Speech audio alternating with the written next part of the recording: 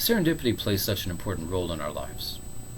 As I look back on my personal European Union Visitors Program experience in the late spring of 1996, and how that visit has affected my professional life and the lives of hundreds of my students, I realize the essential truth of this.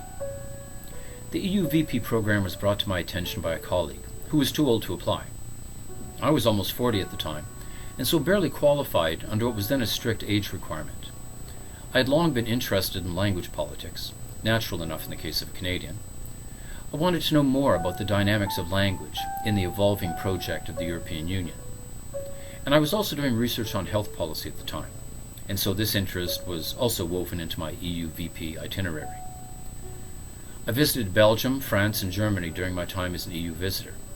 Now, I already knew Belgium and France quite well, although Germany much less so.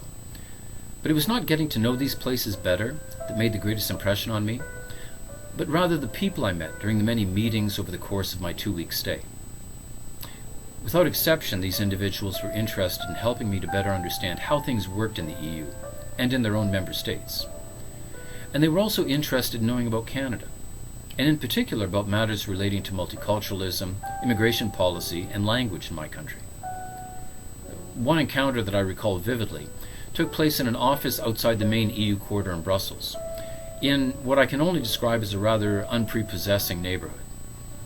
It was the office of the European Bureau of Lesser Used Languages, an NGO that was closed in 2010. In my naivete, I assumed that their goal would be the protection and promotion of such languages as Welsh, Romansh, and possibly even language communities as large as the Dutch. I was wrong. I received a very interesting and earnest lesson on the plight of various dialect communities in northern Italy, some of which, if I recall correctly, had no more than a couple of hundred speakers. This was 25 years ago, and I've wondered over the years what has become of those communities. For personal and professional reasons, I continued to visit Belgium at least once per year after my EU VP experience. The conversations that I had during my stay and the insights that I gleaned from them, sometimes only years later, found their way into my teaching and writing during these years.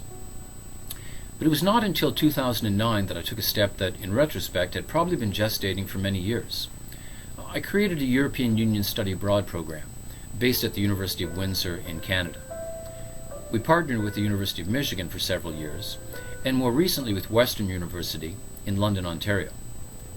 Until the COVID pandemic caused the temporary suspension of our program, about 220 students participated in this annual 2-week experience. They have been mainly from Canada and the United States, but also from China, India, Brazil, Nigeria, South Korea, and several other countries.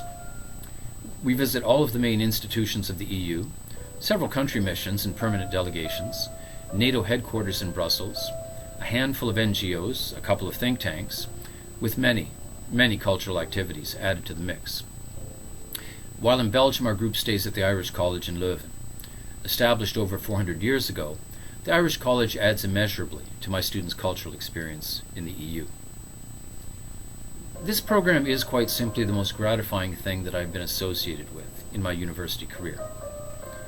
I regularly hear from alumni of the program that it was life-changing. Many of those who participated subsequently decided to study in an EU member state. Some found internship opportunities in Europe. How many of them have made life and career choices that have been influenced by their experience in this program? Now, I can't say for sure. I am certain, however, that all of these students were immensely enriched by their time shuttling between meetings in Brussels, learning to navigate the city's metro system, and being immersed in EU politics and governance for a couple of weeks of their lives. I very much doubt that I would have created this program, or that my students would have had this priceless opportunity, had it not been for my participation in the European Union Visitors Program. Thank you.